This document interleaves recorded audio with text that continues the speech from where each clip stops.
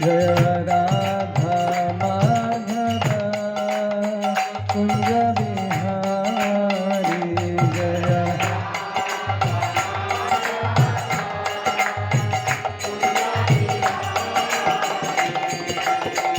हरे कृष्णा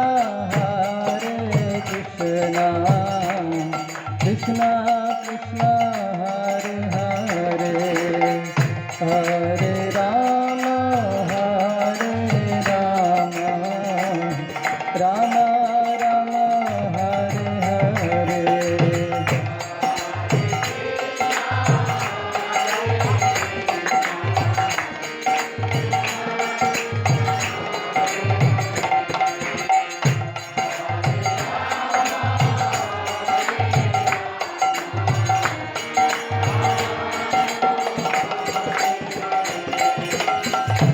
हरे कृष्णा कृष्णा कृष्णा हरे हरे हरे राम राम राम हरे हरे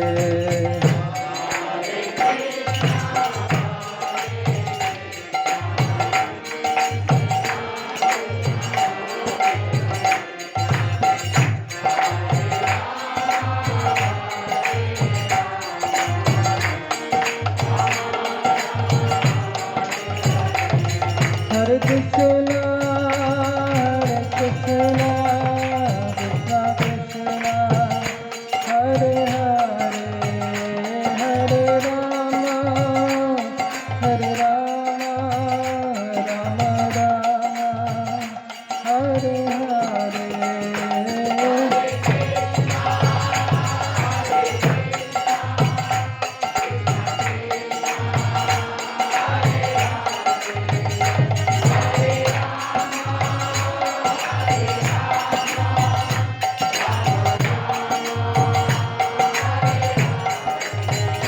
जय राधा गोपीनाथ राधा गोपीनाथ राधे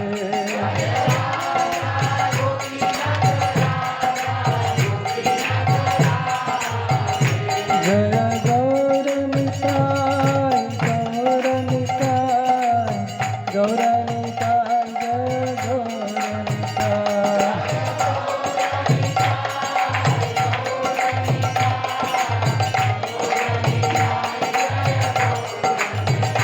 जय जय प्रभुपाद प्रभुपाद जय जय प्रभुपाद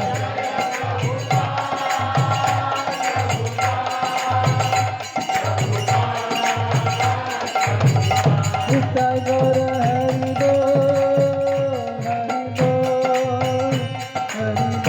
निताय गौर हरि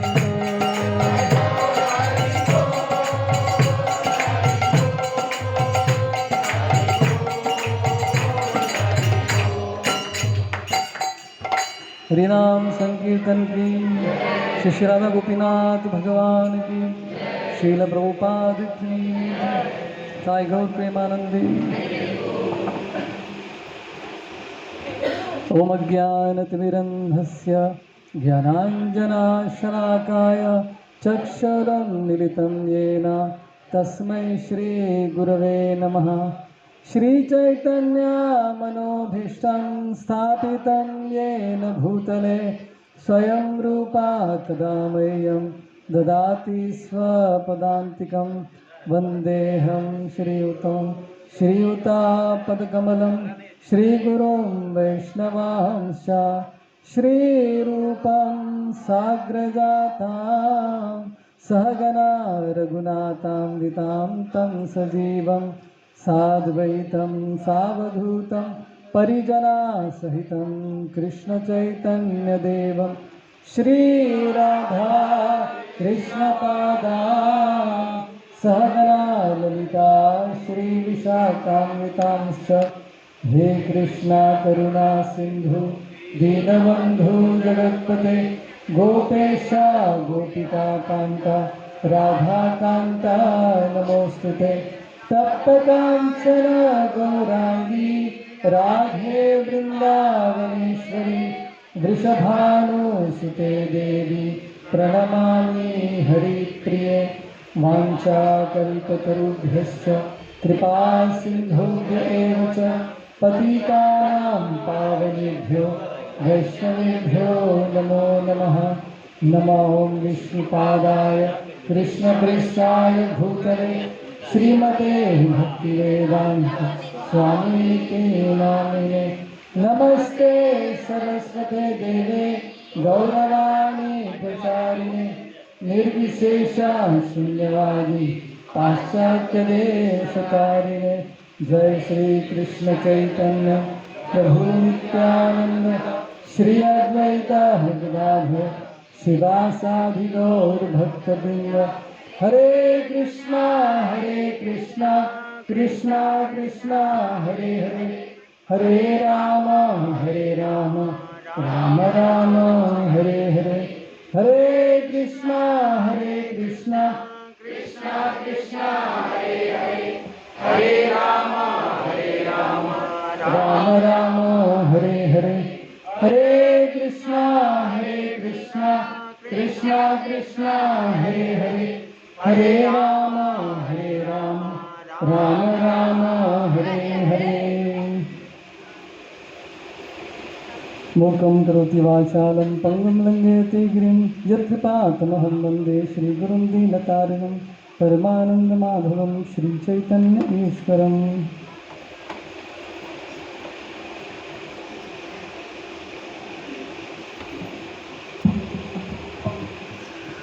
हरे कृष्ण। आप सभी का स्वागत है हमारे कांजूर मार्ग के सत्संग साप्ताहिक सत्संग प्रोग्राम में। Hare Krishna. No background music please. तो हम लोग कंटिन्यू करते हैं भगवद गीता पे जो हमारी चर्चा चल रही है। तो आज ऐसा लग रहा था कि जो अगले सैटरडे कीर्तन मेला होने वाला है उसका एक झलक आज देखने को मिला। मूड बन रहा था, ऐसा लग रहा था कीर्तन मेला का, अच्छा लगा। तो हम लोग गीता के कौन से अध्याय में हैं? दूसरे अध्याय में। और उसका एक्रोनिम किसी को याद है? Short form second chapter. नहीं, वो एक्रोनिम मतलब इंग्लिश में उसके शॉर्ट फॉर्म याद नहीं। वो शॉर्ट फॉर्म याद रखेंगे तो सेकंड चैप्टर पूरा समझ में आएगा आपको क्या है उसमें। GITA गीता, और G मतलब गुरु। फर्स्ट सेक्शन सेकंड चैप्टर में हमने देखा कृष्ण गुरु के बारे में बता रहे हैं। I मतलब आइडेंटिटी, हमारा असली आइडेंटिटी क्या है? आत्मा है, शरीर नहीं है। वही सेक्शन हम लोग डिस्कस कर रहे हैं। T मतलब दो तरह के धर्म, 2 धर्मास। भौतिक जगत में रहते हुए हमारे क्या धर्म है और भगवान के प्रति हमारा क्या धर्म है, आध्यात्मिक धर्म। और ये मतलब आत्माराम, जो मुक्त आत्मा है, जिसने मुक्ति प्राप्त कर ली है, ऐसे व्यक्ति के गुण क्या होते हैं, उनके कैरेक्टरिस्टिक्स क्या होते हैं, उनका चिन्ह क्या होते हैं। तो इस तरह से सेकंड चैप्टर का एक शॉर्ट समरी है GITA। फर्स्ट चैप्टर का तो याद नहीं रहेगा क्योंकि सेकंड चैप्टर का ही याद नहीं था। यानी हम फर्स्ट चैप्टर में नहीं जाते हैं। तो हम लोग 19th श्लोक आज डिस्कस करेंगे। यायनं वेत्ति हन्तारं यश्चैनं मन्यते हितपथम् उभौ तौ न विजानीतो नायं हन्ति न हन्यते। अभी कृष्ण इस पूरे सेक्शन जो हम लोग डिस्कस कर रहे हैं GI आइडेंटिटी, तो इसमें पूरे सेक्शन में एक ही चर्चा आ रही है कि हम कौन है, हम कौन नहीं है और हम कौन है। तो हम कौन नहीं है? शरीर नहीं है। और हम कौन है? आत्मा है। अभी अगली बार जब ये प्रश्न करूंगा तो वैसे जोर से बोलना चाहिए आप सबको। हम कौन नहीं है और हम कौन है। तो हम कौन नहीं है, शरीर नहीं है। धन्यवाद। और हम कौन है, फुल मार्क्स। ऐसा लग रहा है क्लास टीचर क्लास में बैठ के पढ़ा रहे, लेकिन ये इतना इम्पोर्टेंट है कि बार बार इसको रिपीट करना पड़ रहा है मुझे। ये तो थियरिटिकल अंडरस्टैंडिंग है। आप पहले से ही थोड़ा सामने आकर बैठ जाइए, बाद में आपको बोलने वाले हैं कि थोड़ा सामने जाइए, तो बेटर अभी से सामने स्पेस है तो धीरे धीरे सामने आ जाइएगा। तो इस श्लोक में कृष्ण क्या बता रहे हैं, वो व्यक्ति जो समझता है कि हम किसी को मार सकते हैं, और वो व्यक्ति जो ये समझता है कि हम मर सकते हैं, तो वो व्यक्ति कौन है, अज्ञानी है, अज्ञानता से भरा हुआ है व्यक्ति। क्योंकि इस सेक्शन में हम लोग यही सीख रहे हैं कि हम लोग आत्मा को कभी मार ही नहीं सकते, राइट। तो और आत्मा कभी मर सकती है, ये दोनों भी संभव नहीं है। कोई इसको मार भी नहीं सकता और आत्मा किसी भी हालत में मर नहीं सकती है। तो प्रभुपाद जी इसके परपट में दो इम्पॉर्टेंट चीज़ें बता रहे हैं जिस पे हम लोग डिस्कस करेंगे। सबसे पहले, अहिंसा एक जनरल प्रिंसिपल है, राइट। किसी को मारना नहीं चाहिए। मां हिंसा सर्वभूतानि, मतलब किसी भी जीव को हम मार नहीं सकते। अभी ये नॉलेज कि शरीर नष्ट होता है वो तो सबका ही होता है, आत्मा तो अमर है। तो इस नॉलेज को लेकर कुछ लोग क्या कहते हैं कि हम तो किसी को भी मार सकते हैं, क्या प्रॉब्लम है, क्योंकि वो आदमी तो मर नहीं रहा है ना, उसका शरीर मर रहा है। तो ऐसा हिंसा कर सकते हैं, इस ज्ञान को गलत तरीके से अगर इसको उपयोग करेंगे, राइट। तो दूसरा कृष्ण बोलने के अपने non violence is the general principle, right. अहिंसा, गौतम बुद्ध ने अहिंसो परमो धर्म करके दिया था। परमो धर्म नहीं है वो, सिर्फ एक धर्म है, राइट। तो ये दो चीज़ों के बारे में हम लोग आज के इस सत्र में डिस्कस करेंगे। तो कुछ धर्म में कुछ लोग कहते हैं कि मनुष्य में आत्मा होती है, जानवरों में आत्मा नहीं होती है, इसलिए हम जानवरों को मार सकते हैं। तो ऐसे धर्म है जिसमें ये क्लियरली बता गया, जानवरों में आत्मा थोड़ी होता है, वो तो हमारे खाने के लिए बने हैं, it is meant for us. तो ऐसा एक कथन भी आता है। और कुछ लोग पाश्चात्य देश में ऐसा भी देखने को मिलता है कि कुछ जानवर जो है लोगों को इतने प्रिय है कि उनके लिए लोग विरासत में करोड़ों रुपया छोड़ के जाते हैं कुत्ते के लिए। अमेरिका में कुत्तों का इतना क्रेज़ है कि कुत्तों के लिए कुछ भी कर देंगे वो। कुत्तों का प्रॉपर्टी होता है वहाँ पे, राइट। आधा प्रॉपर्टी शेयर में भी दिया जाता है। राजा का जीवन जीता है वहाँ पे कुत्ता। तो इतना एक प्रति कुत्ते बिल्ली के प्रति इतना प्रेम दिखाएंगे, दूसरी तरफ मनुष्य से झगड़ा करते हैं। मनुष्य से तो करते ही है, लेकिन साथ में दूसरे जानवरों को मारते हैं। वही लोग जो बोलते हैं कि अरे कुत्ते को मारना नहीं चाहिए बेचारा, लेकिन होटल में जाके हैमबर्गर खाते हैं जिसमें गाय का मांस होता है। तो ऐसे भी लोग हैं जो डिस्क्रिमिनेट करते हैं, ये हमारे लिए प्रिय है, ये नहीं, इनको तो मार कर खा सकते हैं। तो ऐसा भी कथन हमको देखने को मिलता है।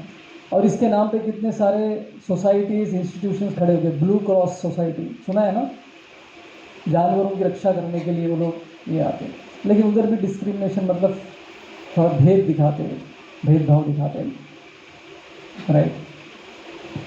तो एक बार एक साधु अमेरिका गए थे, मैं उनका नाम नहीं लूँगा, काफ़ी फेमस है इंडिया में। एक बार अमेरिका गए तो उन्होंने बोला कि जानवरों को मारना नहीं चाहिए, हत्या होती है, ये बेचारे जीव है। ऐसा करके जानवरों का लिस्ट बता दें, कुत्तों को नहीं मारना चाहिए, बकरियों को नहीं मारना चाहिए, ऐसा पूरा लिस्ट बता दें।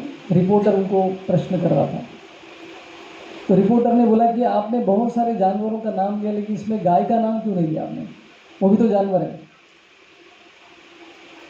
तो फिर ये साधु ने बोला कि गाय जानवर थोड़ी है, गाय तो माँ है। अच्छा है ना डायलॉग? गाय तो हमारी माँ है, तो माँ की गिनती इसमें कैसे कर सकते हैं? तो ऐसा लगता है कि हिंदू भी जो है डिस्क्रिमिनेट कर रहे हैं, बाकी जानवरों को मारो, मारना है तो, लेकिन गाय को नहीं मारने का, काउ किलिंग नहीं करने का, ऐसा लगता है, प्रतीत होता है। लेकिन शास्त्र ये नहीं कहते, शास्त्र कहते हैं कि किसी भी जानवर को नहीं मारना है, खास करके गाय को बिल्कुल नहीं मारना चाहिए, काउ किलिंग। तो लेकिन हमारे पुराने आचार्य ऋषिगण ऐसे ऐसे यज्ञ करते थे जिसमें गाय को भी बलि चढ़ाते थे, घोड़े को भी बलि चढ़ाते थे, गोमेध यज्ञ, अश्वमेध यज्ञ, ये सब करते थे। तो इसका मतलब क्या करें? ये तो शास्त्र के विरुद्ध हो गया, तो इसको कैसे समझ लेगा? तो ऐसे कुछ यज्ञ जो शास्त्र में बताया है वो कलयुग में वर्जित है। कलयुग में अश्वमेध यज्ञ, गोमेध यज्ञ बिल्कुल नहीं कर सकते। पहले के सतयुग में लोग ऐसे करते थे, लेकिन उसमें फ़ायदा क्या होता था? जो भी गाय या घोड़े को बलि चढ़ाते थे यज्ञ में, उनको नया शरीर मिलता था या फिर मनुष्य का शरीर मिलता था। तो ऐसे आज के ज़माने में कोई ब्राह्मण नहीं है, तो ऐसा व्यक्ति नहीं है जो मंत्र का उच्चारण ठीक से कर सके जिससे कि यज्ञ सफल हो, तो कलयुग में वर्जित है गोमेध यज्ञ, अश्वमेध यज्ञ। तो कलयुग में बिल्कुल ये करना ही नहीं चाहिए, तो इसलिए गायों को मारना ही नहीं है। अभी गाय इतना स्पेशल क्यों है हमारे लिए, हिंदुओं के लिए स्पेशल क्यों है गाय? तो बताना चाहेगा? बाकी जानवर की तरह उसके भी 2 पैर, 2 हाथ, जो भी है 4 पैर है। खास बात क्या है गाय के अंदर? वैदिक शास्त्रों में इसको मारने के लिए क्यों मना किया? कोई बताना चाहेगा?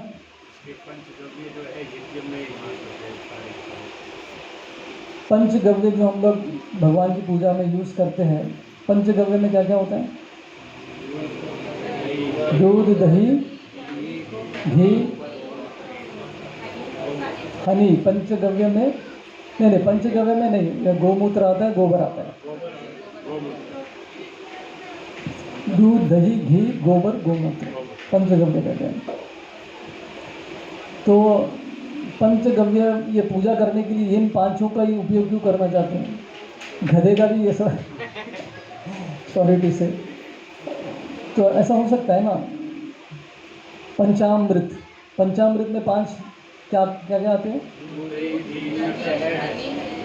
दूध, दही, घी, हनी, मध, शहद और शक्कर का पानी बोलते हैं इसको बेसिकली।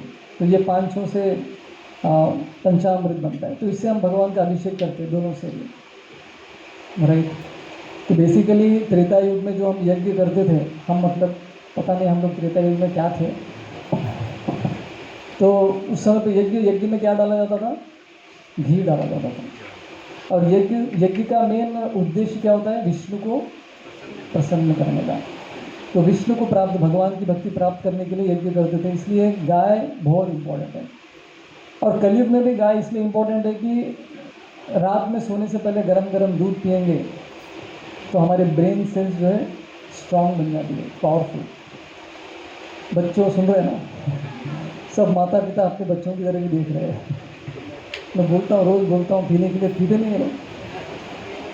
तो गाय के दूध में इतना स्पेशल प्रॉपर्टीज़ होता है जिससे ब्रेन सेल्स हमारे बहुत ही पावरफुल बन जाते हैं। आध्यात्मिक जो ज्ञान है उसको प्राप्त करने में आसानी हो जाती है, खास करके, राइट। तो इसलिए गायों का इम्पोर्टेंस दिया हुआ है शास्त्र में। तो इन जनरल प्रिंसिपल क्या है इस श्लोक के हिसाब से, प्रभुपाद के पर्पट के हिसाब से, किसी भी जीव की हत्या नहीं करनी है हमको। तो ये वैदिक शास्त्र है।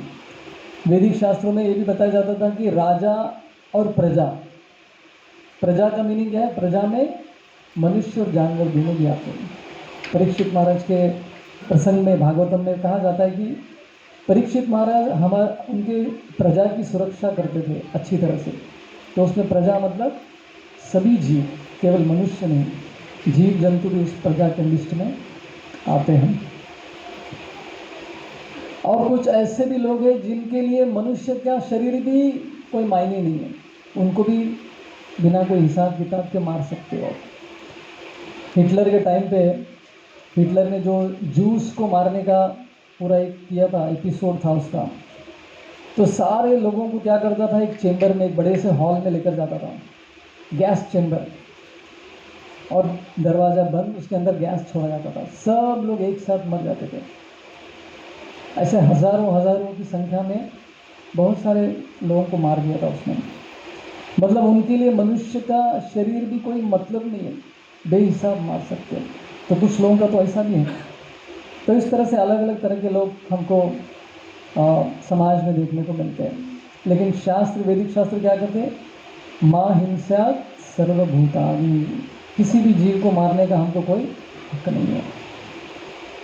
तो वायलेंस के बारे में जब हम चर्चा करते हैं, हिंसा, हिंसा मतलब क्या होता है, सबके दिमाग में क्या आता है, किसी व्यक्ति को हम लोग तकलीफ नहीं पहुंचाने का, फिजिकली तकलीफ नहीं पहुंचाने का, किसी को मारना नहीं बिना कोई वजह के, इस तरह से हम कहते हैं। लेकिन प्रभुपाद इसका एक हायर लेवल का मीनिंग भी हमको बताते हैं। वो क्या है, अहिंसा मतलब क्या है, हिंसा मतलब क्या है, किसी अन्य व्यक्ति को टेंशन देना भी हिंसा है। कभी सोचा है, बेहिसाब हम लोगों को तनाव में डालते हैं। लेकिन प्रभुपाद जी यहाँ पे नहीं, आगे के चैप्टर्स के श्लोक में बताते हैं, हिंसा मतलब किसी अन्य जीव, अन्य मनुष्य को भी तनाव देना, टेंशन देना भी हिंसा के लिस्ट में आता है। अभी देखो कितना हायर लेवल है। तो हम लोग किस तरह से टेंशन में डालते हैं लोगों को। मुझे याद है, छोटे बच्चे आजकल जब उनको बुलाते हैं तो रिस्पॉन्ड ही नहीं करते। आप में से कितने लोग ऐसा अनुभव है, आप चिल्ला रहे, बुला रहे, लेकिन वो लोग हाँ ना कुछ बोलते नहीं है, अपने दुनिया में रहते, बस कान में गिरता है उनके। काफ़ी लोगों का अनुभव रहेगा। मतलब माँ बाप को बच्चे टेंशन में डाल रहे हैं, तो भी हिंसा ही है। सोचने वाली बात है। तो हम लोग कितना हिंसा करते हैं पूरे दिन भर में, राइट। तो ये लोगों को बिना कोई वजह के हम टेंशन नहीं देना चाहिए। फिर बच्चे बड़े होने के बाद माँ बाप को और टेंशन देते हैं, राइट। कभी कभी माँ बाप भी बच्चों को टेंशन देते हैं। बच्चों आप लोग खुश हो रहे होंगे अभी मतलब सब लोग इंक्लूडेड है। बोलते कि तुमको फर्स्ट आना ही है, क्लास में तो एक ही जन फर्स्ट आ सकता है। सोचिए, सब माँ बाप अपने बच्चों को यही बोले कि तुमको फर्स्ट आना है, और कंपटीशन कितना गहरा, डिफिकल्ट हो जाएगा। तो ये तनाव, तो हम लोग देखते हैं अपने जीवन में से अलग अलग स्तर पे लोग तनाव देते हैं, तो ये भी हिंसा के लिस्ट में आता है। लेकिन वहीं पे शास्त्र ये भी कहते हैं कि यहाँ पे तो हम लोग डिस्कस करें कि आत्मा को हम नष्ट नहीं कर सकते, लेकिन शास्त्र में ये भी आता है, आत्महत्या करके वर्ड आता है, आत्महा करके आता है। तो इसका क्या मतलब है, आत्महत्या, आत्मा को तो मार ही नहीं सकते, तो उसकी हत्या कैसे हो रही है यहाँ पे। आत्महा है, आत्महा मतलब वो भी सेम मीनिंग है। तो ये शब्द यहाँ पे क्यों दिए गए, कॉन्ट्राडिक्टरी शब्द लग रहे हैं, विरुद्धाभास। आत्मा और हत्या संभव ही नहीं है। तो ये शास्त्र में भी ये सब वर्ड्स यूज किए जाते हैं। तो इसका मतलब क्या है, आत्मा का हत्या का मतलब क्या है, हम उस व्यक्ति को उसके आध्यात्मिक जीवन में अग्रसर होने से रोक रहे हैं, उसके प्रोग्रेस में रुकावट डाल रहे हैं, इसलिए आत्महत्या, खुद के प्रोग्रेस में भी रुकावट डालते हैं हम लोग, तो इसलिए आत्महत्या कहा जाता है। क्योंकि आध्यात्मिकता प्रैक्टिस करने के लिए, स्पिरिचुअलिटी प्रैक्टिस करने के लिए हमको क्या चाहिए, शरीर चाहिए ना। इसको ही नष्ट किया, शरीर ही नहीं तो हम भक्ति कैसे करेंगे। तो आत्मा के प्रोग्रेस में ये रुकावट बन जाती है। जानवरों को नहीं मारना है, ऐसा क्यों कहते हैं, उनका भी ये है। अभी जानवर है, जानवर को हमने मार दिया तो क्या होता है, फिर से उसी जन्म में उसको आना पड़ेगा, उसका नेक्स्ट जन्म उसको जो लेना होता है वो उसको नहीं मिलता है। जानवरों का कैसा रहता है, एवोल्यूशन का एक सीरीज रहता है। अभी ये जानवर है, अगले जन्म में वो दूसरा जानवर बन के जन्म लेगा, उसके बाद और एक दूसरा जानवर। ऐसा धीरे धीरे धीरे करके एक दिन उसको मनुष्य का शरीर मिलता है। तो जानवरों को मारने से उनके प्रोग्रेस में, उनकी जर्नी, उनकी यात्रा में हम लोग रुकावट डाल रहे हैं, तो डेंजर है। इसलिए उसको हिंसा के कैटेगरी में डाला है, राइट। तो ये जानवर जो होते हैं, जब एक जानवर दूसरे जानवर को मारता है तो क्या होता है? पाप लगता है उसको? उसको पाप नहीं लगता है, क्योंकि वो उसका खाना है। वो अपने खाने के लिए जो है किसी दूसरे जीव को मारता है। जीवो जीवस्य जीवनम, भागवतम में श्लोक आता है। एक जीव दूसरे जीव के लिए क्या है? आहार है। हम जो भी खाते हैं वो एक्चुअली जीवात्मा ही है। हम लोग घर में मस्त दाल राइस खाते हैं, लेकिन उसमें भी वो भी जीवात्मा से आया हुआ है, प्लांट्स, पौधों से, इससे आया हुआ है। तो एक जीव दूसरे जीव के लिए भोजन है, शास्त्र क्लियरली बोल रहा है। तो जानवर है ना, इसको बराबर से फॉलो करते हैं। जानवर कभी रूल ब्रेक नहीं करते। उनका हर जानवर का एक कोटा होता है, उसको यही खाना है, उसके अलावा वो दूसरा कोई खाता नहीं। अभी शेर है, शेर क्या खाता है? दूसरे जानवर को खाता है, नॉन वेजिटेरियन है वो, राइट। लेकिन आपने क्या किया, शेर को थोड़ा ट्रिक करने के लिए शेर के सामने गरम गरम पालक के पकोड़े रख दिए, खाएगा वो? हलवा रख दिया उसके सामने, खाएगा वो? कितना भी अच्छा आइटम बना वो कभी नहीं खाएगा, क्योंकि उसका वो कोटा ही नहीं है। उसके लिए खाने का पदार्थ कुछ अलग भगवान ने निश्चय करके रखा। अभी बकरी के सामने आपने कुछ स्पेशल बिरयानी रख दिया, वो वाला बिरयानी, तो बकरी खाएगा क्या? नहीं, वो तो घास ही खाया। तो ये जानवर कभी अपना रूल नहीं ब्रेक करते, लेकिन मनुष्य ब्रेक कर देते हैं, इसलिए पाप लगता है। हमको जो कोटा दिया है उसी को खाओ ना। तो इसलिए हम लोग जो जीव खाते हैं अन्न को, उसमें भी प्राण होते हैं, तो उसका पाप नहीं लगने के लिए क्या करना होता है? भगवान को भोग लगाना होता है। भोग लगाने से भगवान उसके अंदर का पाप पूरा निकाल लेते हैं। फिर हमको जो बदले में देते हुए प्रसाद, कर्मा फ्री डाइट, उससे कोई कर्म नहीं लगता है। तो ये है साइंस कि दूसरे जीवों को क्यों नहीं मारना होता है। जैसे बहुत सारे जो भेड़ बकरी गाय वगैरह होते हैं, खेतों में जो तंबाकू का खेत होता है, कहा जाता है कि तंबाकू की खेती में फेंसिंग नहीं होता है, बाउंड्री नहीं होता है। जानवर अंदर जाएंगे ऐसा डर नहीं रहता उनको। क्यों? क्योंकि उनको पता है कि ये हमारे खाने का चीज़ नहीं है, तो जानवर जाते ही नहीं हैं। हम लोग जानते हैं, उसको उगा कर, उसको रोल करके सिगरेट के रूप में पीते हैं लोग, राइट, जबकि हमारे लिए है ही नहीं। वो मनुष्य है जो सब कुछ ब्रेक करता है। तो ईशोपनिषद में कृष्ण कहते हैं कि सब लोग अपना जो कोटा है उस पर फोकस कीजिए, राइट। उसके बाहर जाएंगे तो पाप लगता है।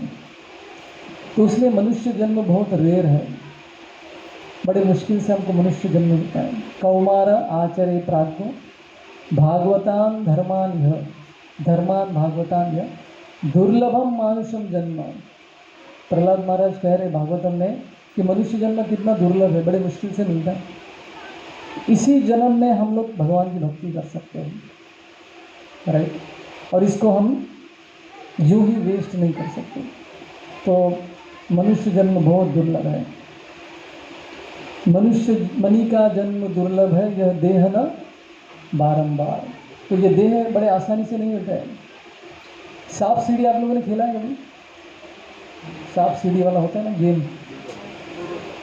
ऊपर 99 पे चले गए, नहीं वहाँ पे आसपास में 97 पे एक सांप हो रहता है ना, 98 या 99 पे रहता है, ठीक है, जो भी नंबर है।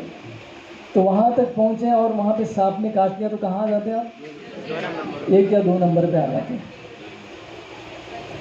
तो मनुष्य जन्म के साथ ऐसा हो सकता है। मनुष्य जन्म मिलने के बाद हम लोग ऐसे गलतियां कर रहे, वापस जानवर के जीवन में जाना पड़ सकता है। अगले जन्म में एक छोटी सी गलती और पशु की योनि में हमारा अगला जन्म कितना डेंजरस देखिए। इसलिए कृष्ण आगे के श्लोक में भी कहते हैं नेहा विक्रम नाशस्ति प्रत्यवायन विद्यते स्वल्पम अप्यस्य धर्मस्य त्रायते महतो भयात्। तो कृष्ण करे कि भक्ति, थोड़ा भी भक्ति क्यों ना हो, करने से क्या होता है, कम से कम मनुष्य जन्म गारंटी है।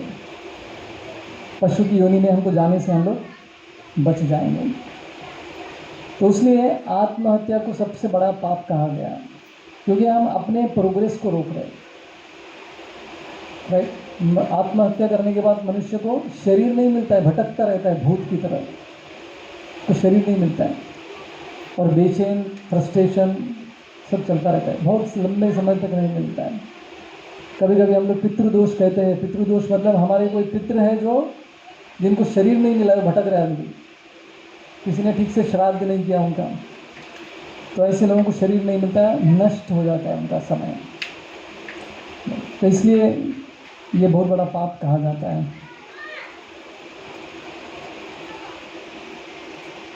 तो यहाँ पे तनाव के बारे में जो डिस्कस कर रहे हैं प्रभुपाद जी, टेंशन में डालना दूसरों को, ये वॉयलेंस के कैटेगरी में आता है। तो साइकोलॉजिस्ट ये कहते हैं कि बहुत ज़्यादा किसी चीज़ के बारे में हम लोग चिंता करते हैं, वरी को क्या बोलते हैं हिंदी में, चिंता ही बोलते हैं, वरी, WORR, चिंता ना। तो बहुत लंबे समय तक हम किसी चीज़ को लेकर चिंता करते रहते, वरी करते रहते, तो उससे क्या होता है, तनाव में परिवर्तित होता है।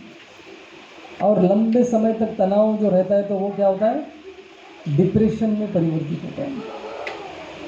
और डिप्रेशन में लोगों की स्थिति क्या होती है, खुद को कम समझने लगते हैं, मैं किसी काम का नहीं हूँ, मैं कुछ भी नहीं कर सकता, ऐसे मूड में चले जाते हैं, फिर जीवन उनकी रुक जाती है। ये भी बहुत डेंजरस है। राइट, अभी 2 दिन पहले मैं संगमनेर गया था, नासिक संगमनेर। तो वहाँ पे एक माता जी बता रही थी कि कोई तो उनका रिलेटिव है, डिप्रेशन में चला गया, कंफ्यूज्ड है जीवन को लेकर, ये क्या हो गया मेरे साथ। तो गाड़ी रुक जाती है। तो ये भी डेंजरस है। आत्मा का प्रोग्रेस को लोग ऐसे बेकार में उसको रोक देते हैं। तो इसलिए दूसरों को तनाव में डालना बहुत डेंजरस है। टेंशन खुद को भी नहीं देना है, दूसरों को भी नहीं देना है, वेरी इंपॉर्टेंट। तो लेकिन हम लोग देखते हैं कि बहुत सारे डिवोटीज भी एंजाइटी लेते हैं, टेंशन लेते हैं, लेकिन कृष्ण की सेवा में कभी कभी एंजाइटी हो जाता है। तो ये चलता है कि नहीं चलता है? चिंता कर सकते, लेकिन किसके लिए, कृष्ण के लिए। वृंदावन में यशोदा माई भी हमेशा चिंता करती रहती थी कृष्ण की सेफ्टी के लिए, कृष्ण को कोई राक्षस आके पकड़ के नहीं लेगा। तो बार बार जो है कृष्ण को कैसे बचाए, इसी के ध्यान रहते, इसी के बारे में सोचते हुए चिंता करते रहती। तो भक्त का चिंता क्या होता है, भगवान की सेवा में। कभी कभी हमको ऐसी सेवाएं मिलती है जिसमें बहुत टेंशन हो जाता है, लेकिन उससे क्या हो रहा है कि हम लोग भगवान को प्रसन्न कर रहे हैं, भगवान के लिए टेंशन है। प्रभुपाद जी कहते हैं कि कृष्ण के लिए टेंशन लो, आपका जीवन परफेक्ट हो जाएगा। अभी आपसे प्रश्न है, क्या भगवान भी टेंशन लेते हैं? देखिए, भगवान भी टेंशन लेते हैं, देते नहीं, लेते हैं वो टेंशन। तो उदाहरण के रूप में जब अभिमन्यु का वध हो जाता है, उनकी मृत्यु हो जाती है, तो ऐसे में अर्जुन जो है शपथ लेते हैं, कल सूर्यास्त होने से पहले अगर मैं जयद्रथ को नहीं मारूंगा, मैं अग्नि दाह करूंगा, अपने आप को अग्नि में प्रवेश करूंगा, मैं मृत्यु दंड प्राप्त करूंगा। ऐसा वो डिक्लेयर, शपथ लेने में तो नंबर 1 है अर्जुन, बिना किसी को पूछे शपथ ले लेते ऐसे बड़ी बड़ी। तो ले लिया उन्होंने शपथ, और रात में अपने टेंट में जाके मस्त सो गए, खर्राटे मारते हुए। और बाहर कृष्ण घूम रहे थे टेंशन में, टेंट के बाहर। अभी इसने शपथ तो ले लिया है, अभी इसको कैसे बचाऊं मैं कल, और मुझे कंसल्ट भी नहीं किया शपथ लेने से पहले, बस ले लिया बिंदास जोश में आके। तो कृष्ण टेंशन में बाहर घूम रहे। तो बाद में थोड़ी देर के बाद अर्जुन देखते कि कृष्ण सोए नहीं रहे, बाहर क्यों है, मंडरा रहे। तो अर्जुन आके कृष्ण से पूछते कि क्या होगा, क्यों टेंशन ले रहे हो इतना? बोले कि तुमने शपथ ले लिया, टेंशन मुझे हो रहा है। तो भगवान टेंशन किस बात का लेते हैं? अपने भक्तों को बचाने के लिए। कैसे बचाए, कैसे बचाए, कैसे बचाए। ये एक उदाहरण कि भगवान कैसे अपने भक्तों के लिए तनाव लेते हैं। और भक्त भी ऐसे ही है, भगवान को प्रसन्न करने के लिए तनाव लेते हैं। जैसे हनुमान जी है, सीता को ढूंढने के लिए उन्होंने क्या क्या एंजाइटी लिया। राम जी का टेंशन दूर करने के लिए उन्होंने क्या क्या नहीं किया। जब हनुमान जी सीता को ढूंढ कर आए राम जी से मिलने के लिए, किष्किंधा आए थे, तो वहाँ पर हनुमान जी रास्ते में यही सोच रहे थे कि सबसे पहले राम जी मुझे देखेंगे तो उनको मैं क्या शब्द बताऊँ पहले, जिससे उनकी चिंता मैं दूर कर सकता हूँ।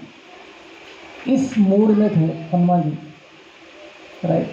तो मैंने सीता को ढूंढ लिया, ये प्रॉपर सेंटेंस है कि नहीं? तो ये बताऊंगा तो राम जी प्रसन्न हो जाएंगे। लेकिन हनुमान जी सोच रहे थे कि राम जी को पहला शब्द क्या बताऊं मैं, तो उन्होंने उल्टा कर दिया सेंटेंस को। उन्होंने क्या बोला? ढूंढ लिया मैंने सीता को, उल्टा बोल दिया। ये सेंटेंस रॉन्ग है ना। मैंने सीता मैया को ढूंढ लिया, ये करेक्ट सेंटेंस है। तो उन्होंने क्या कहा? ढूंढ लिया मैंने सीता मैया को। क्यों? क्योंकि राम जी, हनुमान जी जानते थे कि राम जी पहले क्या सुनना चाहते हैं? ढूंढ लिया शब्द सुनना है उनको बस। इतने टेंशन में थे राम जी, ये ढूंढा कि नहीं ढूंढा, ढूंढा कि नहीं ढूंढा, पता नहीं क्या बोलने वाला है। तो हनुमान जी देखो कितने एक्सपर्ट सेवक है, वो जानते थे राम जी के मन में क्या चल रहा है, वो क्या सुनना चाहते हैं। एग्जैक्टली वही वर्ड पहले बताते हैं। ये है उत्तम भक्त भगवान के, जो भगवान को तन के तनाव को दूर करने में अग्रसर, हमेशा तत्पर रहते हैं, राइट। तो ऐसा ही एक प्रसंग चैतन्य चरितामृत में भी आता है। कैसे चैतन्य महाप्रभु आए। तो चैतन्य महाप्रभु किस लिए आए, क्या देने के लिए आए हमको? कृष्ण प्रेम नामक फल को देने के लिए आए हैं। तो महाप्रभु बताते कि मेरे पास इतने फलों की टोकरी है और हर टोकरी में क्या है? कृष्ण प्रेम नामक फल है, लेकिन इसको बांटने के लिए मेरे पास हाथ कम पड़ गए, मुझे और हाथ चाहिए। किसके हाथ चाहिए? भक्तों के हाथ चाहिए। तो महाप्रभु को ये फल बांटने के लिए बहुत सारे टीचर्स की ज़रूरत है, जो उनको हेल्प करे फल बांटने में। तो एक बार महाप्रभु जगन्नाथपुरी में जब थे, तो हरिदास ठाकुर को मिलने के लिए आते हैं, और हरिदास ठाकुर के मिल के पहले उनको बोलते हैं, ये कलयुग के लोगों का क्या होगा, खास करके जो यवन है, जो गो हत्या करते हैं, ऐसे लोगों का उद्धार कैसे होगा हरिदास, थोड़ा मुझे बताओ, मैं काफ़ी टेंशन में हूँ, ऐसे चैतन्य महाप्रभु कहते हैं। तो हरिदास ठाकुर बोलते कि महाप्रभु आपको टेंशन लेने की कोई आवश्यकता नहीं है, मेरे पास इसका उपाय है। तो देखिए भगवान तनाव ले रहे हैं और भक्त जो है बोले कि आपको चिंता करने की ज़रूरत नहीं, आपकी चिंता का हल है मेरे पास। और वो हल क्या है? हरे कृष्ण महामंत्र जप करेंगे तो इनका उद्धार हो जाएगा, यवन हो या कोई भी हो। हरे कृष्णा कृष्णा कृष्णा हरे हरे, हरे राम राम राम हरे हरे। तो ये सुनकर जो है महाप्रभु बड़े खुश हो गए। अरे भक्त हो तो ऐसा, जो मेरी तनाव को दूर करने के लिए मुझे इतना अच्छा ये दे रहा है। तो फिर महाप्रभु अगला प्रश्न रहता है, ठीक है यवन तो ये हरे कृष्ण महामंत्र जप करके उनका उद्धार हो जाएगा, लेकिन ये जीव जंतुओं का क्या होगा, पेड़ पौधों का क्या होगा, इनका उद्धार कैसे होगा? देखो महाप्रभु उनके बारे में विचार करें। तो फिर वो क्या बोलते हैं, हरिदास ठाकुर जी बोलते हैं कि जब हम जोर से भगवान का नाम लेते हैं, कितना जोर से, हरे कृष्णा कृष्णा कृष्णा हरे हरे, हरे राम राम राम हरे हरे। जब इस तरह से हम जोर से भगवान का नाम लेते हैं, तो आजू बाजू में जो जानवर है, पेड़ पौधे हैं, उन सब का भी उद्धार हो जाता है। इसलिए लाउड चैंटिंग करना चाहिए। ये हरिदास ठाकुर महाप्रभु से कह रहे हैं कि कितना इम्पोर्टेंट है भगवान का नाम लेना। खुद का तो उद्धार होगा, साथ में दूसरों का भी उद्धार इससे हो जाता है। तो इस तरह से हरिदास ठाकुर महाप्रभु के तनावों को दूर कर रहे हैं। सिमिलरली नारद मुनि एक बार ब्रह्मा जी से मिलने जाते हैं, तो उनसे बोलते हैं कि मैं अपने दिव्य दृष्टि से देख पा रहा हूँ कि आगे कलयुग में लोग कैसे रहेंगे, मंद सुमंद मत राइट, प्रायेण अल्पायुष्य सभ्या मंद सुमंद मतयो मंद भाग्य ही उपकृत। कलयुग के लोग जो है आयु कम है, भाग्य भी बेकार है उनका, और बुद्धि भी क्षीण है, बुद्धि भी काम नहीं करता है, डल है, हमेशा डिस्टर्ब रहते, उपद्रत। तो ऐसे लोगों का उद्धार कैसे होगा? सेम क्वेश्चन देखिए, हमारे आचार्य, हमारे ऋषि मुनि हमेशा दूसरों की चिंता करते थे और उनका पूरा जीवन लग जाता था मनुष्य का उद्धार कैसे किया जाए। तो नारद मुनि ये प्रश्न अपने पिता ब्रह्मा जी के सामने रखते हैं। तो ब्रह्मा जी बोलते कि कलयुग के लिए एक ही तारक मंत्र है। तो पहली बार ब्रह्मा जी नारद मुनि को हरे कृष्ण मंत्र बताते हैं। तो ये मंत्र कहाँ से आ रहा है, किसने बताया पहले? यहाँ पे ब्रह्मा जी ने नारद मुनि को बताया। तो इसके पीछे का स्टोरी है, राइट। 16 सिलेबल जो श्लोक है, षोड़श शास्त्र जो भी है, अलग अलग सिलेबस के जो है मंत्रास है अपने पास। 12 सिलेबल का भी मंत्र है, ओम नमो भगवते वासुदेवाय, ऐसे 16 सिलेबल्स का मंत्र है हरे कृष्ण महामंत्र। तो इसको जप करने से कलयुग के लोगों का भी उद्धार हो। तो इसलिए बहुत सारे लोग प्रश्न करते हैं, प्रभु जी इतने सारे मंत्र हैं, ये हरे कृष्ण मंत्र हैं क्यों? तो इसके पीछे का स्टोरी है। तो कलयुग के लिए जो प्रिस्क्राइब्ड मंत्र है, जो डॉक्टर जाके प्रिस्क्रिप्शन लिखता है आपको कि ये दवा लेना है, तो आप वही दवाई लेंगे क्योंकि वो काम करता है। इसी तरह से कलयुग के लिए जो प्रिस्क्रिप्शन है मंत्र का, वो है हरे कृष्ण महामंत्र, जो हमारे लिए दिया गया है। बाकी सब मंत्र भी बहुत पावरफुल है, लेकिन ये जो है कलयुग के लिए खास करके बहुत है। तो महाप्रभु का मेन तनाव, टेंशन क्या था? इस जीवों को, कलयुग के इन जीवों को कैसे मैं फिर से भगवत धाम लेकर जाऊँ, कैसे ये वापस मेरे घर आ जाएंगे। इसी के बारे में बार बार भगवान जो है चिंता करते रहते हैं, चिंतन करते रहते हैं।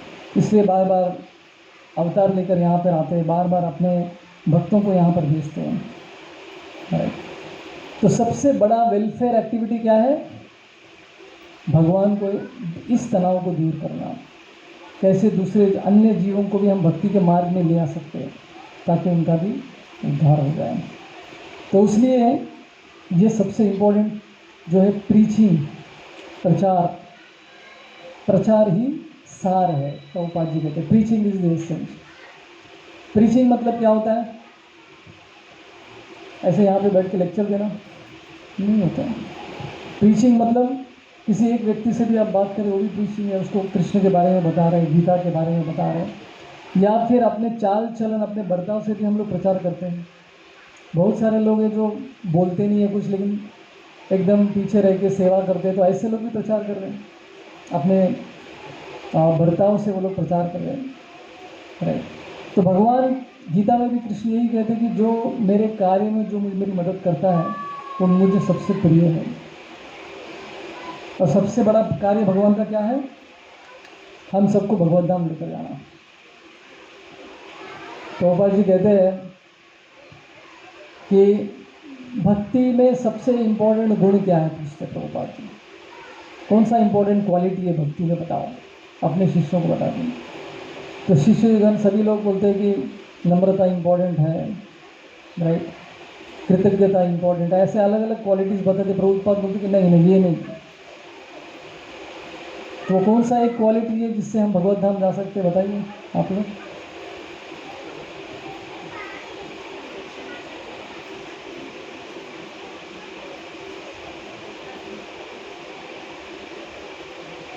अरे शरणागति। प्रभुपाद का आंसर अलग था कुछ। इच्छा। बहुत सारे भक्त पूछते प्रभु जी इतने समय से हम भक्ति करें लेकिन प्रगति क्यों नहीं हो रही? भगवत धाम जाने की इच्छा ही नहीं है हमारी। नेवल कॉलोनी में मस्त आराम से ज़िंदगी चल रही है। एक ही कॉलोनी में हॉस्पिटल भी है, स्कूल भी है, शॉपिंग करने के लिए मार्केट भी है, बाहर जाने की ज़रूरत नहीं, इतने सारे पेड़ है, ठंडी हवा, सवेरे जॉगिंग करने को मिलता है, बच्चों को खेलने के लिए इतना बड़ा ग्राउंड है, स्विमिंग पूल है। तो ये छोड़कर कहाँ भगवत धाम? अभी बहुत समय होगी, थोड़ा एंजॉय कर लेते हैं। ये आपकी कहानी है, ऐसे सबकी कहानी है। तो हमारी इच्छा ही इतनी स्ट्रांग नहीं है कि भगवत धाम जाने की, तो लेकिन ये इच्छा भगवत कृष्ण की ज़्यादा स्ट्रांग है हमको लेके जाने की। लेकिन हम जो है ऐसा कड़क खड़े हो गए, कृष्ण खींच रहे लेकिन हम हिल नहीं रहे। देखिए भगवान भी हमको हिला नहीं पाते हमारे इच्छा के विरुद्ध। तो इच्छा सबसे इम्पोर्टेंट है, भगवत धाम जाने की इच्छा स्ट्रांग करनी है हमको। और वो इच्छा स्ट्रांग कैसे होगा? भक्तों के संग में होगा, ऐसे भक्तों के संग में जो सीरियस है भक्ति करने में और भगवत धाम जाने के। जैसे हमारे आनंद वृंदावन प्रभु है, आनंद वृंदावन प्रभु के कभी सुनिए आप, बोलते हैं कि बस आखिरी जीवन है, बस भगवत धाम का बस पकड़ के उसमें बैठ के जाना है। हमेशा वो बस बस करके बोलते रहते हैं, सर बस में बैठ के जाना है बस भगवत धाम। तो हम भी मजाक में बोलते कि प्रभु जी बस में बैठ रहे हैं आप, तो हमारे लिए भी बगल में कर्चीफ डाल देना सीट हमारे लिए भी रिजर्व कर देना, हमको भी बैठना है, राइट। तो ये इम्पोर्टेंट है। तो इतना सब बोलने के बाद सब बता रहे कृष्ण अर्जुन को कि हम शरीर नहीं हम आत्मा है, लेकिन एंड में क्या बोल रहे हैं? युद्ध करो। ये क्या है? युद्ध करना मतलब क्या है? दूसरों को मारना, हिंसा करना है। तो ये कैसे समझने का? ये भी हमने बहुत बार डिस्कस किया है, फिर से करते हैं डिस्कस। तो यहाँ पे violence general, non violence general principle है, लेकिन कभी कभी हिंसा भी करनी पड़ती है। चीज़ों को ठीक से ये करने के लिए हिंसा भी आवश्यक होती है, राइट। तो जैसे कोई सोल्जर होता है, अपोजिट आर्मी, दूसरे देश के आर्मी के जो एनिमी है उसको मार देते हैं तो उसको मेडल मिलता है, लेकिन समाज में आके वो किसी और को मार देगा तो उसको पनिशमेंट मिलता है। कार्य तो वही है मारने का, लेकिन एक जगह पे उसको मेडल दिया, दूसरी जगह पे पनिशमेंट दिया। तो गवर्नमेंट के लिए काम मारना है तो उसको मेडल मिलता है। उसी तरह से कृष्ण के लिए जब हम किसी की हत्या करती है तो वो धर्म हो जाता है। देखो, तो इस तरह से भगवान जो भी बोल रहे हैं उसका पालन करना ही परम धर्म है। अहिंसो परम धर्म नहीं है। अहिंसा भी एक आदमी को, मनुष्य को मनुष्य बनाने के लिए धर्म है, वो मोरल लेवल पे आता है। लेकिन परम धर्म क्या है? भगवान की भक्ति करना, कृष्ण को प्रसन्न करना। समय पुंसो परो धर्मो यतो भक्ति अधोक्षजे। परम धर्म क्या है? अधोक्षज की भक्ति करना, कृष्ण की भक्ति करना ही सबसे बड़ा धर्म है। तो कभी कभी जैसे कृष्ण भी युद्ध करने से पहले उन्होंने सब ट्राई कर लिया। जब वो शांति दूत बनकर गए थे हस्तिनापुर, तो उन्होंने प्रस्ताव रखा कि भाई देखिए, पांडव का भी हक बनता है इस प्रॉपर्टी पे, इस लैंड पे, आपका जो हस्तिनापुर का प्रॉपर्टी है, पांडव का भी हक बनता है, तो आधा आधा बांट दीजिए, उनका हक उनको दे दीजिए। तो दुर्योधन बोलते हैं नो, कोई सवाल ही नहीं उठता है। तो फिर सेकंड ऑप्शन कृष्ण देते हैं, कम से कम 5 गांव तो दीजिए, क्योंकि क्षत्रिय को रूल करने के लिए जगह चाहिए होता है कि 5 क्षत्रिय है, तो ये लोग दूसरा कोई कार्य नहीं कर सकते, इनको 5 गांव कम से कम तो दीजिए। तो दुर्योधन बोलता वो भी नहीं मिलेगा। तो दुर्योधन को डर है, ये 5 गांव देंगे तो 5 गांव को स्प्रेड कर करके हमारा भी ले लेंगे। उनकी काबिलियत पे दुर्योधन को ज़्यादा विश्वास था, पांडवों की काबिलियत पर। तो बोलते 5 गांव भी नहीं मिलेगा। तो कृष्ण ने सभी ट्राई किया, हिंसा ना हो इसके लिए सब कुछ ट्राई कर लिया। तो लास्ट में जब उसने कुछ भी नहीं माना तो तब उन्होंने क्या किया, यहाँ तक कि द्रौपदी का इतना अपमान करने के बाद भी माफ़ करने के लिए रेडी थे कृष्ण। ठीक है भाई, सब भूल जाओ, 5 गाँव के लिए। सुई के 9 पुतना जगह भी देने के लिए दुर्योधन रेडी नहीं था। तो ऐसे में कृष्ण ने क्या किया, अभी हिंसा ज़रूरत है। So violence is the last resort. मतलब सब ट्राई करने के बाद कुछ नहीं हो रहा तो हम हिंसा को अपना सकते हैं, राइट। लेकिन किसी अथॉरिटी के अंडर करना है। ऐसा नहीं कि कल हम लोग भी गन लेके निकल गए बोले ये गड़बड़ वाला आदमी है, गलत है, इसको उड़ा दो, उसको हाथ में नहीं लेना है। गवर्नमेंट ने अगर आपको परमिशन दिया तो कर सकते हो, अगर आप पुलिस वाले हो ऐसा नहीं, अपने ही हिसाब से हम लोग कुछ विम्सिकली नहीं कर सकते। तो अर्जुन इसलिए क्या कह रहे कृष्ण से, कृष्ण अर्जुन से कह रहे कि आप युद्ध करो और उनको मारो, क्योंकि मैं कह रहा हूँ और ये धर्म है, परम धर्म है।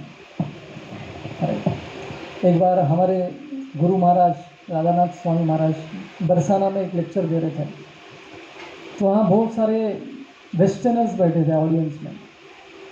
तो उन्होंने उसको महाराज को प्रश्न कर लिया, पूछा कि आप वेजिटेरियन हो या नॉन वेजिटेरियन हो।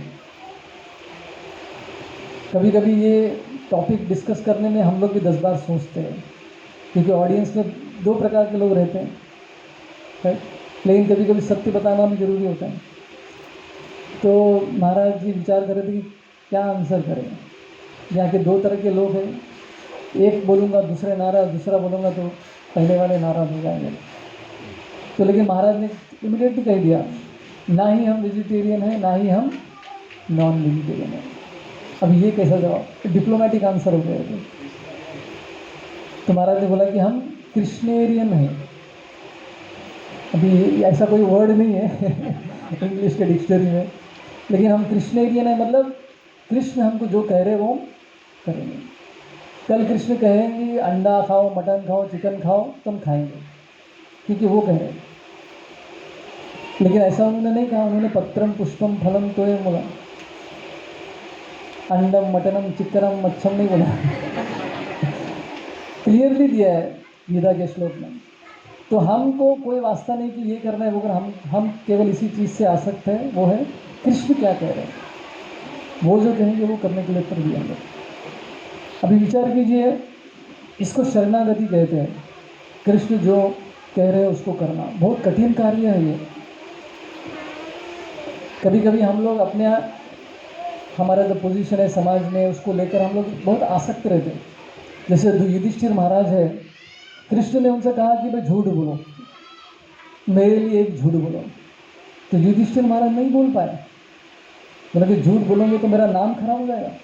अभी तक मैंने कभी जीवन में झूठ ही नहीं बोला, आज कैसे बोलूँगा मैं। तो कहा जाता है कि युधिष्ठिर महाराज का जो रथ था वो हमेशा ज़मीन के ऊपर रहता था, हवा में रहता था, क्योंकि उनके पावर से। लेकिन जैसे उन्होंने इनकार कर दिया झूठ बोलने से, उनका रथ नीचे आ गया। देखो, उनका पावर कम हो गया। झूठ बोलते तो शायद और थोड़ा ऊपर जाता क्योंकि कृष्ण कह रहे थे झूठ बोलने के लिए, वो परम धर्म है। दूसरे तरफ जब अर्जुन के सामने कर्ण था, निहत था, जमीन पे खड़ा हुआ था, राइट, और कृष्ण अर्जुन को बोल रहे मारो। अभी अर्जुन के लिए कितना बड़ा मुश्किल कठिन समस्या है वो। अर्जुन का नाम इतना था, फेमस धनुर्धर के रूप में विख्यात थे वो। अभी वो कह रहे कि निहत्ते आदमी को मारो, मेरा नाम खराब हो जाएगा कृष्ण। अर्जुन ने ये विचार नहीं किया। कुछ समय के लिए बहक ये होके थे वो, लेकिन कृष्ण ने बोला नहीं, तुमको करना ही है। तुम्हारे बेटे को कैसा मारा याद नहीं है क्या? थोड़ा ये सब याद दिलाया। तो अर्जुन ने क्या रिस्क लेकर कर्ण को मार दिया। कितना बड़ा रिस्क था वो, उनको डर था कि अभी तो मेरा नाम गया, सर्वनाश हो गया, खराब हो गया। ये नहीं सोचा उन्होंने। कृष्ण बोल रहे हैं चलो ठीक है, मार दिया। तो इसको शरणागति कहते हैं। अपना विचार नहीं करेंगे भक्त लोग, मेरा नाम खराब हो जाएगा, ये हो गया, इनके लिए मैं कुछ भी करने के लिए नहीं। प्रभुपाद के शिष्य भी ऐसे थे, प्रभुपाद के लिए कुछ भी करने के लिए तैयार हो गए। जैसे कृष्ण बुक प्रभुपाद ने पूरा लिखा, तो उसका प्रिंटिंग करना था, कृष्ण बुक का प्रिंटिंग करना था। तो श्याम सुंदर प्रभु जो कृष्ण के स्टार्टिंग के डिसाइपल्स शिष्यों में से एक है, तो उनसे कहा कि आप जाके जॉर्ज हैरिसन से मिलो और जॉर्ज हैरिसन को बोलो कि डोनेशन चाहिए, कृष्णा बुक का प्रिंटिंग करना है। तो श्याम सुंदर प्रभु टेंशन में आ गए, क्योंकि जॉर्ज हैरिसन बड़े आदमी थे सोसाइटी में, बहुत बड़े नाम था उनका। तो जनरली जॉर्ज हैरिसन को ऐसे लोग पसंद नहीं जो बार बार आके डोनेशन मांगो। बड़े लोगों से बार बार जाके सर थोड़ा पैसा दे दो ना, उनको अच्छा नहीं लगता है। तो फिर श्याम सुंदर प्रभु बोले कि नहीं, मैं ऐसा नहीं कर सकता प्रभुपाद। उनसे बार बार अभी रिसेंटली हमने डोनेशन दिया, अभी फिर से मैं नहीं जा सकता, वो क्या सोचेंगे। तो प्रभुपाद ने बोला इस बार जाओ, मैं बोल रहा हूँ ना, जाओ। अभी देखिए श्याम सुंदर प्रभु के लिए डिफिकल्ट था, लेकिन उन्होंने सोचा कि प्रभुपाद बोल रहे तो अल्टीमेट है, बस चाहे मेरा नाम बदनाम क्यों ना हो जाए, चाहे मेरे से उसकी दोस्ती कट जाए, कोई प्रॉब्लम नहीं। तो हिम्मत करके श्याम सुंदर प्रभु उनसे मिलने गए। तो उनको बोल दिया ऐसा, प्रभुपाद कृष्णा बुक प्रिंट करना चाह रहे, $10,000 चाहिए, आप दे सकते हो क्या। तो जैसा उन्होंने सोचा वैसा ही हुआ।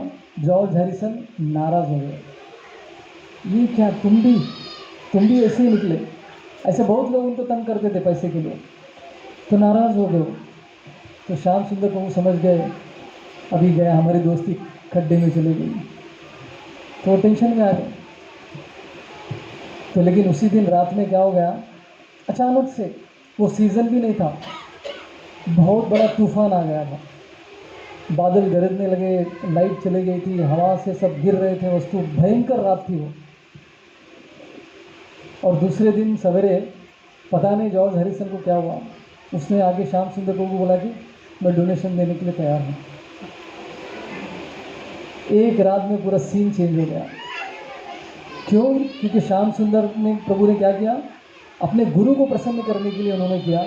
और प्रभुपाद ने क्यों किया, कृष्ण को प्रसन्न कराना है। तो कृष्ण ने कुछ ऐसा जादू चलाया कि जॉर्ज हैरिस का मन ही बदल गया नेचुरल। क्लासिक स्टोरी है कैसे गुरु की शरण लेने से, भगवान की शरण लेने से मुश्किल चीज़ें भी आसान हो जाती हैं, कठिन से कठिन चीज़ें भी सफल हो जाती हैं, राइट।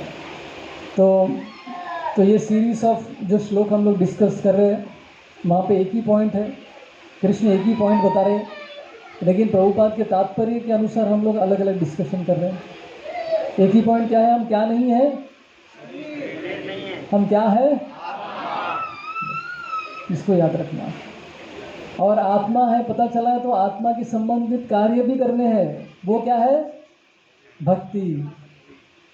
और भक्ति का सबसे इंपॉर्टेंट अंग क्या है, हरे कृष्णा कृष्णा कृष्णा हरे हरे, हरे राम राम राम हरे कृष्ण मंत्र जप करके कृष्ण को प्रसन्न कर पाएंगे, नहीं कर पाएंगे मालूम नहीं, कम से कम मनुष्य जन्म मिले इसके लिए करते हैं मिनिमम।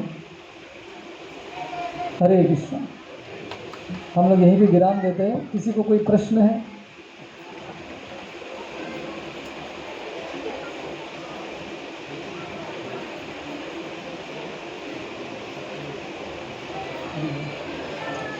हरे कृष्णा। ग्रंथराज श्रीमद् भगवद गीता की, श्रील प्रभुपाद की, निताय गौर प्रेमानंदे। हरि हरि।